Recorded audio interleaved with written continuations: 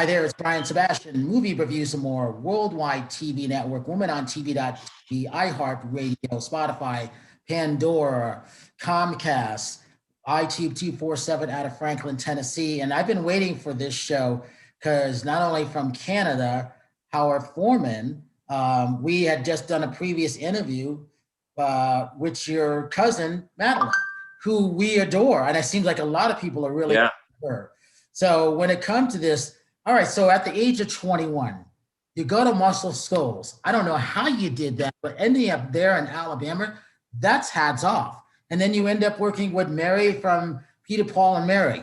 That's really good because I always love them. I met Peter. I didn't meet the other ones, but you met Mary. And then so when it comes to all these famous musicians who happen to be Canadian, and I have to throw David Foster in there, you guys are always in great company. And then being on one of my favorite albums, Cirque du Soleil, because I was there to do a lot of their stuff back in the early days of California before they first started touring, and having what was it, 10 million albums, CDs, DVDs sold. That's incredible. What do you say with that? That was well, you know, sometimes when people say, well, have I ever heard of anything that you played on? I usually say, well, if you have the Cirque du Soleil Alegria album, you'll see the credit. So that's usually, that galvanizes, you know, because when you tell people you're a musician, no matter whether you've struggled all your career or, you know, had little pockets of success, people will frequently say, really, do you make a living doing that? Well, it's interesting. People don't realize, I've talked to, if you've heard the names, the world-class Wrecking Crew, they played out sessions, all of them. I've talked to 5 of them, and I talked to the Funk Brothers, who played on all of the Motown sound. Now, sure. I think about it now, but it was an honor to talk to these guys because when the Funk Brothers had the documentary on the Motown sound, they hadn't got together in like 28 years. Yeah. And one of the guys had his trumpet or a saxophone underneath his bed out of Kansas City. He was the lone white guy in the group. And I was gravitated towards him because, oh, wow, you're the white guy who got to play on all the Motown albums. So when you have those session players like that, Leland Sklar, one of the best bass players. He played with John Taylor and all those people. So my hat goes off to all those great session players because they are the unknown musicians. I saw that you had Kenny Aronoff on your show. Kenny's become one of our good friends now, yes. And he's such a brilliant player. What was funny, I didn't know what Kenny was like. And then all of a sudden, you know, he was booked on our show and then he became friends. And then he came into our studio and he loves our studio. And so now he's like, Brian, I want to do anything that you're doing. And then he happened to be a fan of Drum and Bugle Corps, which made me happy. So right, okay. I didn't know this guy, he's like a perfectionist, and he gave a great story on how he got into stuff, but it's no different from what you are. I don't think people realize how many well-known musicians are from the country of Canada. That blows my mind. And there's so much talent there. One of my co-hosts, Sherry Nelson, out of British Columbia, Vancouver area, Calgary, is great when she's on the show. So I've always loved my Canadian friends. And I have 2 co-hosts from Canada. Katerina Cozias is also one of them. So I've never taken any of that for granted. So my hat goes off to the stuff that you've done as that unknown musician, but well-known in the world of musicians, because you guys know each other and that's how you get your gigs. Well, I was lucky too that even though I was born in Canada, both my parents were Americans. So I was what was called a Canadian by birth and American by right. So when the opportunities came up to play in the South, the first thing they asked was, well, can you work in the States? And I said, yeah, I have 2 passports. So you can't go wrong with that. How did you end up in Quebec? How did that happen? My folks were both New Yorkers, and soon after they got married, my father had a job. He was in the clothing trade, in the retail trade. So he got a job with a big retailer in Quebec called Reitman's. So they moved here before I was born. And most of his work was in that world, and they stayed for quite a long time, but they never became citizens. In those days, they were called landed immigrants. And that makes sense at that time because that's actually a really good thing to have those dual citizenship like that. You can't go wrong with that. And then as we're talking, we have one of my other co-hosts, singer Victoria Renee Han. Hello, Victoria. Hi, how's it going? Victoria, meet Howard. Wait, let me do the gallery so I can see all of you. Hey, Howard, long time no talk. How you doing? Good, how are you? Good. And then from Tennessee comes Jessica Heim. So Howard, meet Tennessee. Oh, hey. Hello, everyone. Right. Jessica. Hello. Hey, Howard.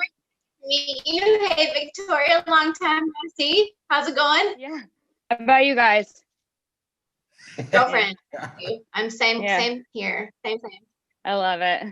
Jessica. And you've been working on a new thing, right? What? Hey, Jessica. What?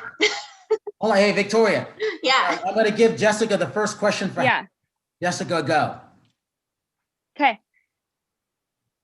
Okay, well, first of all, hi Howard. I'm good, how thanks. are you? I'm good. Whereabouts are you at the moment? Right now, I'm in my studio in Montreal, Canada. You can see it's already very dark here. Oh my God. We actually got a little bit of snow this morning. I was going to ask you if you got some snow. I've got a friend that lives up in that area as well, and he sent me a video, and the ground was covered. I was in awe. You know, by 11 o'clock in the morning, it was all gone, and it's going to be pretty warm for the rest of the week.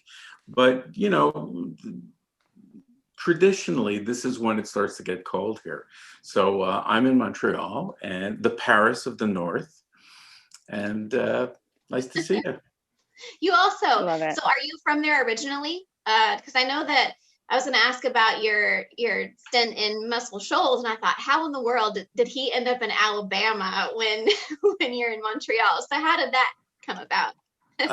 Well, first of all, my parents were Americans. Okay. So I was just telling Brian before, my citizenship status was at the time called Canadian by birth, American by right, because both my parents were Americans and they never became Canadians. So I started playing. Quebec has a really rich culture. We have 2 languages here, and at the end of the 70s, early 80s, it had a really, really thriving recording scene and a pop scene that was really kind of very self-contained because most of the records were in French and they didn't really play outside of Quebec. But Quebec's a big place. You know, when my American friends think Texas is a big place, I say, look on the map. Quebec is huge, and there's about 9 million people here, just in the province. So I started doing sessions on local records here. And one of the producers that I worked with was a guy named Peter Alves, who became the post-production supervisor at Technicolor. And he's had a really amazing career. And he was a terrific producer, and I learned a lot working with him. And then this is around 1979, 1980. And this is when disco was really, really still popular in the clubs. And record companies were making these extended mixes of popular songs, but they would go on for like 20 minutes. 5 minutes. So people would dance. 20 minutes? Some of them, well, they would often be one side of a long playing record, and that was about 22 minutes. Because you could put about 45 minutes of music on a 12-inch LP in those days. Yeah. So, and it was right before personal computers sort of took over the music industry. So you couldn't program a box to play in perfect time for 22 minutes. So what you needed, so at the time, what you needed were great rhythm section players who could play in time, usually to a click track in their headphones. Yeah. But that's really hard, especially for a drummer. And he had made a co-production deal with the guys at Muscle Shoals Sound in Sheffield, Alabama. And they were huge heroes of mine. They had played on all the Aretha Franklin hits. They played on Respect, on Oh my God. on Do Right Man, Do Right Woman. And they had played on tunes like they played on a lot of the Wilson Pickett stuff, a lot of the great soul stuff coming from the South in those days. That Atlantic Records, Jerry Wexler, who had produced Ray Charles, went down and found these guys. And they were superb players. So they had made a co-production deal with them because they were such good musicians and such tight rhythm section players that they could play these incredibly long tracks for dance sides. And Barry Beckett, who he produced loads of great country artists. And if you know Paul Simon's album, There Goes Rhymin' Simon, Still Crazy After All These Years, there's this beautiful, delicate piano intro to the song Still Crazy After All These Years. And that was Barry Beckett. That's what he was amazing at. And he was a giant guy. I have a photo of me and him and Jimmy Johnson, the guitar player from them. I'm 6 feet tall and weigh about 185 pounds. And I look like this compared to them.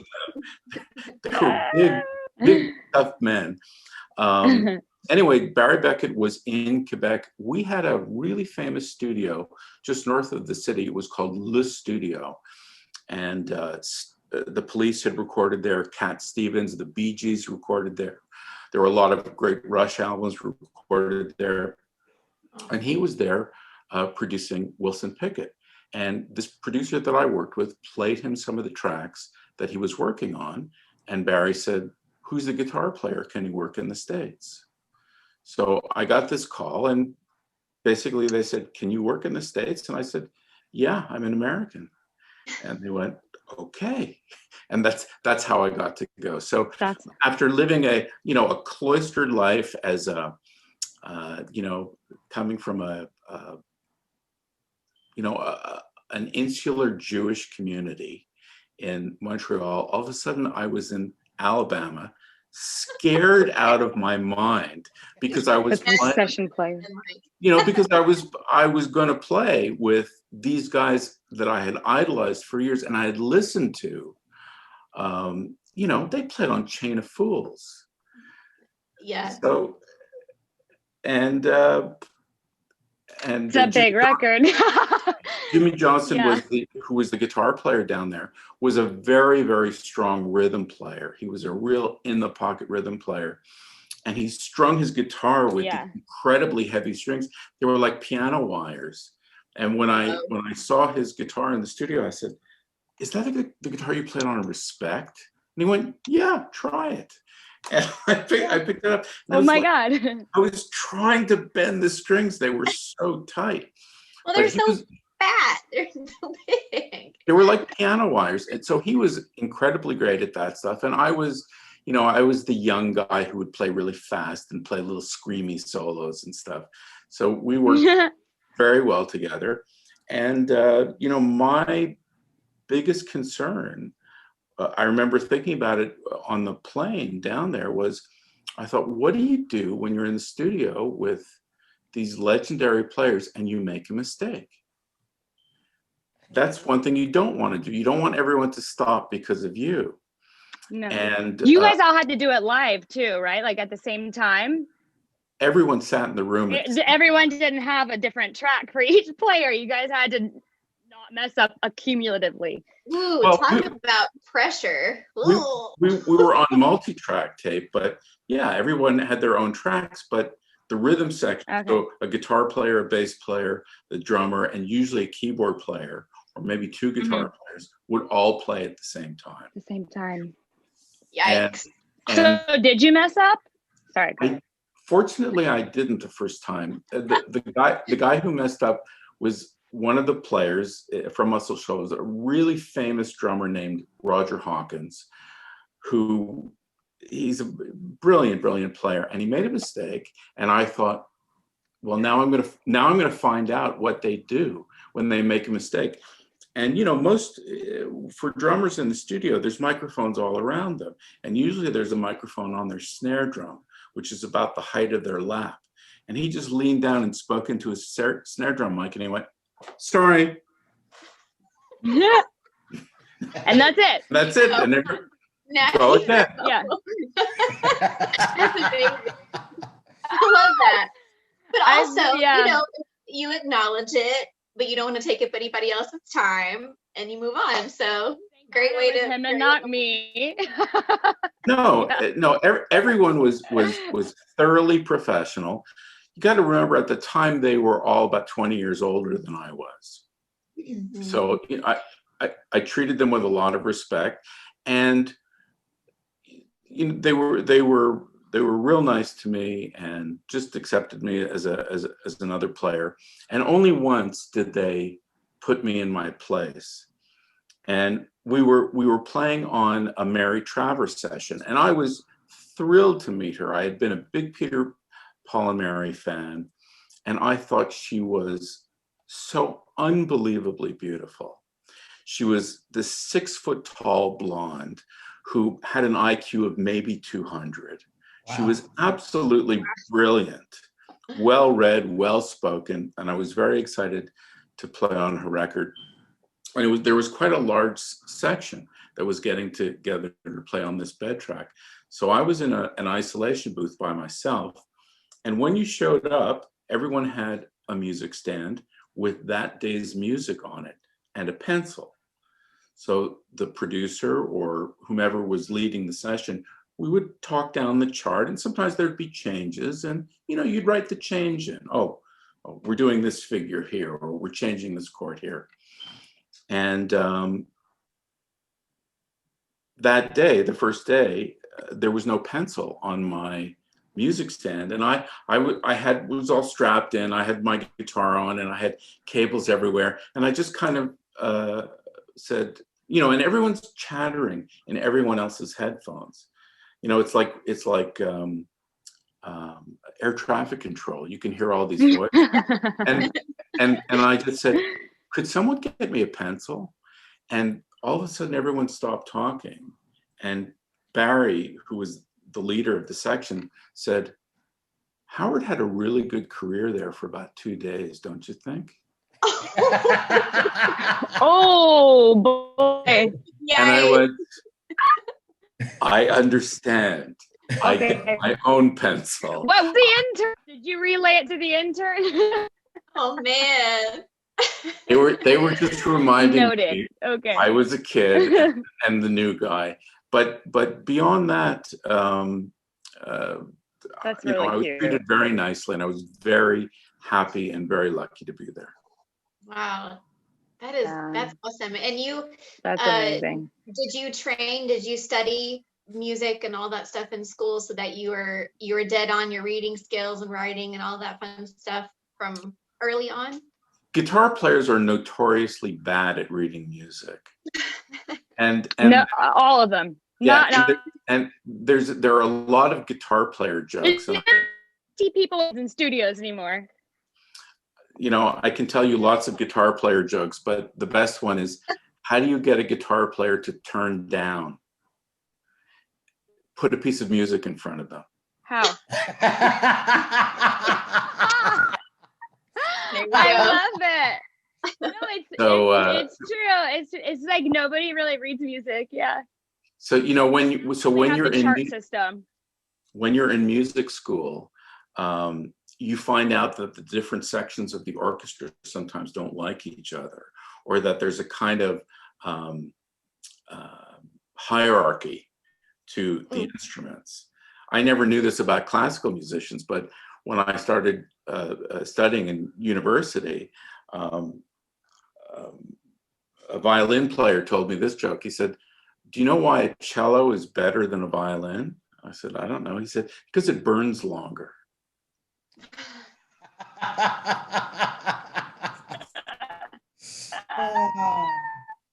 Hey, Victoria, did you get married at Muscle Why do Shoals? they not like each other? I It's don't get it. I got married at the Swamper Studio, which used to be a part of whatchamacallit you got in married Alabama. you got married in the studio on Jackson Highway? Yeah, the one that's in Florence. Yeah, my husband's cousin owns it, and they go way back in the industry. So his cousins Elvis and the Swampers and all of those people. Wow. So they had a beautiful banquet hall there, and it was just a perfect spot. We were like, this is an obvious choice. Yeah, let's do that. Was that the little So cool. Was that the little tiny studio, or was it the old ROTC building? Yeah, I think it was the older building. It was definitely an old building. I mean, they had stuff there from like World War II, like strange novelties built into the walls. It's very historical. I mean, you could feel it just walking through it was amazing. Beautiful. When I first went there, that studio was not operational. They had just moved. They had bought a building on the Tennessee River, and it used to belong to the ROTC. Yes, that's the one. Oh, so that's the one. Okay. Yeah. So that was the building I worked in. But there's a very small building on Jackson Highway that was the original Muscle Shoals, where Percy Sledge recorded "When a Man Loves a Woman." Oh. And a lot of the original Paul Simon, Yeah. There Goes Around Simon was recorded there. And it used to be a coffin factory. Coffin? It used to be a casket factory. Because there was some weird stuff. It's right across. That old building is right across the street from a huge cemetery. And that's what it was originally. And when I went there, that building was not in use, but I asked them to take me there because so many records that I loved so much, the Stones recorded Wild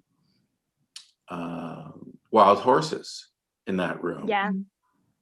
So I asked them to show it to me, and I asked them as well to take me to Fame Studios, and that's where they cut all the stuff with cool. the Aretha. Nice. I want to go there too. Yeah. And cool. when I first went there, it was 1979. So Elvis had only been gone for 2 years, and the musicians that I met in Alabama, many of them had played on Elvis sessions in Memphis or in Nashville. And the way they talked about him, there was this incredible reverence for him and how he had done so much for Southern music, for musicians black and white, and how nicely he had always made the musicians, how nicely treated the musicians were on his sessions. So they were like dreamy about it. And they told me that if you drove by Graceland and the shutters on the second floor of Graceland were closed, Elvis wasn't home. And that when they were open, he was home, and you could visit him if you wanted to, if you knew him. So that was the setting. How cool. It's like those little fun facts about Disneyland kind of a thing, except it's Graceland. That's really funny. That's so interesting. He had his little getaway spot in the back where he kept his aunt. It's my own family now. What was her name? They all had funny, adorable names. It reminded me of like Miss Muffin or something. Well, his dad Vernon lived in Graceland with him until he passed away. It was good for me that I was such a big fan of Elvis and a lot of the records that had been made down there. So I knew a lot about the history. I had always loved soul music and the early rock and roll stuff. And they were kind of the guys who wrote the book. He kind of just he paved that whole way. He just went to the, what's that saying? Went to the beat of his own drum. kind of a thing. Well, our He drummers, dyed his us hair drummers, black. we He have dyed his hair black, we did a little create our own beats. Yes, Howard. Victoria's not going to tell you she's married into the Elvis Presley brand, and she's performed at Graceland. I was getting hints of that. I understand that. That's great. I mean, you know, he's a legend, but we try to all make our own way. I can't ride the Presley coattails. We're gonna do a whole separate thing, but it's gonna be fun. It's gonna be good. I don't know if I'm gonna be the next like female Elvis, but like I have my own music. They have their own music. Bada bing, bada boom. It's great just being associated with that family. About 12, 13 years ago, I worked on a project. I produced some recordings for an animatronic Elvis that was going to be in a theme park. And we had to use an Elvis impersonator who was approved by the Presley estate. Yeah, they have their people. Who was it, by the way? Do you remember? Was it He was from Memphis. Yeah, Edie's friends with my mother-in-law's friends with all the Elvis impersonators. She goes whenever there's award shows or something and they're honoring Elvis, she'll go get the trophy or whatever, bring it back to Graceland. And Right. so all those impersonators, she became friends with them. He Probably know each other. Pretty great. Yeah. What was the theme No, there's park? some that are incredible. Sorry? What was the theme park with the animatronic Elvis? Is it still there? I'm You know what? curious. I really didn't learn that much about it, but the recording was taken very seriously, and they wanted it to sound like the original Sun sessions. So we used the same instruments and just, got as close as we could, but it was up to them who sang on it. That was in the agreement with whomever they were working with. How fun. That's cool. Yeah, can you tell us about the Groove Kings? Yeah. You made it when you have impersonators. That's true. Mm-hmm. Hey, Howard, tell us about the Groove Kings. How did that come about?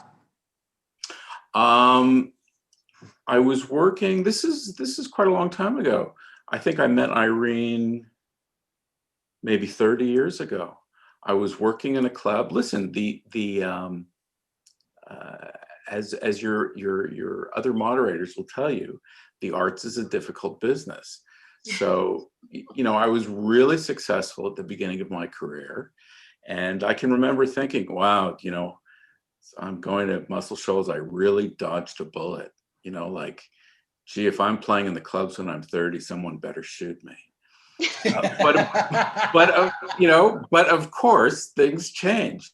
So I was about 30 and I was back playing in clubs, and which really wasn't too bad at all. There was a very lively scene in Montreal, and I would usually make a band that played a lot of soul music. And the manager at a club I was working at, we were about to go on stage, and he said, there's a girl in the audience who would like to sing with you. And usually when you hear that from a club manager, it's like, oh, okay. And it's usually some white girl who sounds like a door hinge. I know the type. Anyway, but this woman came up. Her name was Irene Mark, and she was amazing. She was astonishing. It was like the paint was peeling off the walls, and she wanted to do all of these old Aretha tunes. We did Chain of Fools and Respect. When a Man Loves. You gotta be able to sing if you're gonna do Aretha. But that's it. It's like, sure, we'll play Respect, but that's a really hard tune not to sound like an amateur on. Yeah. But she was astonishing, and wow. And we became friends. And at the time, I was writing a lot of music. I had written I'd started writing songs for Canadian movies. And there was a production company that was going out of business, and they owed me money. They owed me my fees for writing and producing some tunes for them. And they were very upfront about it. They said, listen, we're going into bankruptcy. We can't pay you, but we still own this recording studio. You can have a week of free studio time. Would that be okay? And I said, okay, good deal. And I had written these tunes, and I went in with some other musicians, and I brought Irene as well. And we recorded a few songs. And in those days, you could still kind of do an independent release in Canada. And it wasn't really hard to get it out to, say, 500 or 600 radio stations. It wasn't expensive. Wow. It wasn't that difficult. And in those days, now a lot of radio stations subscribe to subscription services who tell them, well, this tune is really hot and you should play this during drive time, and this is a charting song. But in those days, it was still possible to approach even music directors of huge stations that had millions of people listening, and they would often make their own decisions. And that's what we did. And really, it was totally unexpected, but 2 of the songs charted very quickly in Canada and broke top 20 and top 10. So we started doing TV shows and playing live dates and stuff, and it was really, really good fun. So Irene and I have recorded 3 albums together over quite a long period of time. She is, I think, I'm biased, of course, but I think she is the greatest white soul singer I've ever heard, at least in Canada. And so if people would like to check the tunes out, it's our stuff is at groovekings.ca. CA is just the .com of Canada, but it's groovekings, one word, at .ca. And Irene got amazing reviews. She is an extraordinary singer, and she's also really, really nice. We've been working together for many years, and never a crossword has been exchanged between us. She's a lovely person and a super talent. Wow. Awesome. Well, out really of nice to those hear. albums that you've done, Yeah. do you have any preferences as to which one's your favorite, or which ones you feel more kind of attached to compared to like when you started versus your 3rd album to your first one? I think they got better as we went along. The last album we put out was around 2010, and it got wonderful, wonderful reviews all across the US and Canada. And a lot of the reviewers who were really deeply into soul music gave it really excellent reviews. And for me, that was a huge thrill. And it was about the same time that the music business started really disappearing, because for years we had done really okay with airplay royalties and the stuff that I had written that was in movies and would go on cable TV. The fact is, I'm sure you guys know this very well, but most people think of recording artists as people who starve and make no money, or who are super rich and who, everyone's Taylor Swift and they sell out 30,000 seats a night. But the fact is, there's a huge kind of middle class of the music industry, of the recording industry, of the entertainment industry. Same thing with actors and graphic artists, people who work on commercials and small animation projects, and people who have modest followings, who sell a few thousand albums, whose songs get played regionally and stuff like that. And they're sort of the middle class. It's not people who are, fortunately in a really bad way financially, but it's also not people who are making $1 million a year. And you know, we were always sort of part of that. You know, I had good years and bad years, but I was always proud. Well, I always made a living. I never had to get a real job. That's good news. You know, and there's a lot more opportunities for people to make money in music now too. So I feel like that could be a part of why there's more of a middle class than there was before. Because a lot of there's more independent artists because they're putting their music out on Spotify or on YouTube, and then they get a following from YouTube. And then, I mean, technically they're making money making music and they're selling it on iTunes. And, you know, so I feel like that might have something to do with the middle section that no one really talks about. Maybe. For me, it was more like, I mean, the session world is pretty much gone. Yeah, I just did one 2 days ago for the first time with live instrument. It's hard. It's hard. I mean, it was a separate track. I wasn't singing with the guitar player, but you know, just it's a different world doing live sessions. There's a guitar player that I really admire who I listened to when I was learning. His name is Steve Hunter. And he played with, for years he toured with Lou Reed, and he was Alice Cooper's guitar player. And he played with Mitch Ryder in his first band after the Detroit Wheels. He's a fabulous player, super tasteful, great tone, and someone I really looked up to. And a few years ago, I got in touch with him through Facebook. You know, and really like a fanboy, like, you know, hey Steve, I'm this guitar player in Montreal, and I've really admired your playing, and you know, maybe I don't play like an idiot because I listened to you a lot when I was a kid, and he was super nice, and it was great to hear from him. And this is a guy who's had a serious career, and he's a wonderful player, and. You know, I said, you know, what's going on with you? What are you doing these days? And he said, well, my wife and I are moving back to Tucson. We've been living in Nashville for the last 5 years. I came out here to do session work.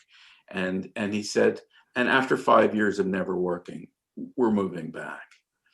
Wow. And it was like, gee, if a guy like this, you know, is not being called. Well, if he's a session player, can't he just do the session in any studio wherever he is and send it to wherever the producer is of the main track? Of course he is. But listen, I'm sitting in my studio right now, like be you know, on either side of my computer monitor are my audio monitors, and I have all my gear stacked up here and a huge rack of guitars over here. But nice. There's so many people who want the same job. There's so many. Think of actors who are trying to get on a series, or who are trying to make it on Broadway. There are only a handful of parts, and there are lots of really talented people who work really hard on their craft. And if you work in that world, you know that there are lots of talented people who don't get the breaks, or who maybe don't present as well, or maybe don't communicate as well. You know, I certainly learned to shut up a lot when I first started, you know, mixing with people who were higher up on the food chain than I was.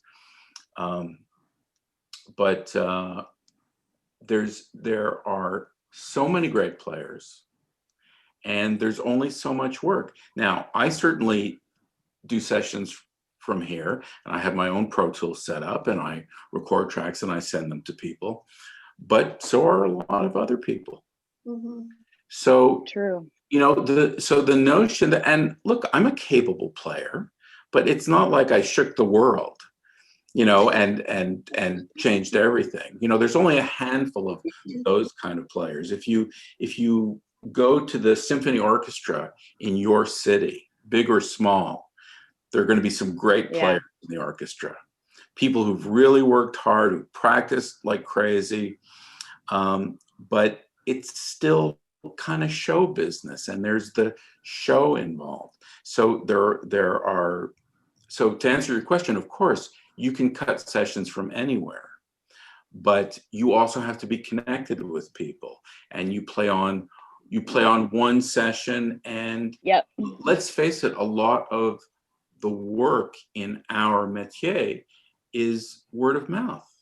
Yep. That's true. You have to be on someone's list. You need to be up in In front their of them. brain, so that when they think, okay, I need, like for Victoria or myself, okay, I need this type of voice. Who do I know sounds like that? Oh, and then that's just how it happens. And if you haven't made that information available, or if people aren't aware of it, you're not present. Therefore, They don't know what they don't know. Yeah, exactly. Yeah. And people get together less these days. There are fewer conferences, and so Sessions. I consider myself fairly lucky that I've always just made a living. I'm That's great. got a nice little house with a driveway and a car in it, and we never run out of cat food, and Hey man, that's a blessing. You made it. You did it. and there's not a lot of stuff that I want that I don't have. So What more can you ask for? That's a lot. That's great. Not most people don't ever get to make a real living doing, or they just choose, or they're just too afraid. I don't know why, but I love it. I would never, ever, ever, ever change it for anything. Oh, I love doing music. The good, the bad, and the ugly. I don't care. It's worth it, right? It's the passion. It's passion for what we love. So we'll do whatever it takes. I would perform in front of no one. I don't care. I don't care. I do. I had a dance party by myself last night. Sorry, go ahead. when people ask me, when they say, my son, my daughter, they want to go into this, and and they're only talking to me as someone who's, did okayish. It's like, what should I tell them? And I always tell them a version of the same thing. I say, look, if someone really wants to do it, and they work hard at it, and they're good at it, they have that combination of determination and real talent, and they work those things together. Most people, they want to know. They want to know if they can do it. They want a certain, am I good enough? They want a certain kind of feedback. They want to play on the record, or they want to be on stage, or they want to do this show. So I usually say, look, if you really discourage them, that can create a big problem in families. If it's okay for you to worry about them, it's okay for you to express to them that it's a difficult business, and you want them to do okay. So that's why you're worried about it. But beyond that, if they have to give it a shot, they have to give it a shot.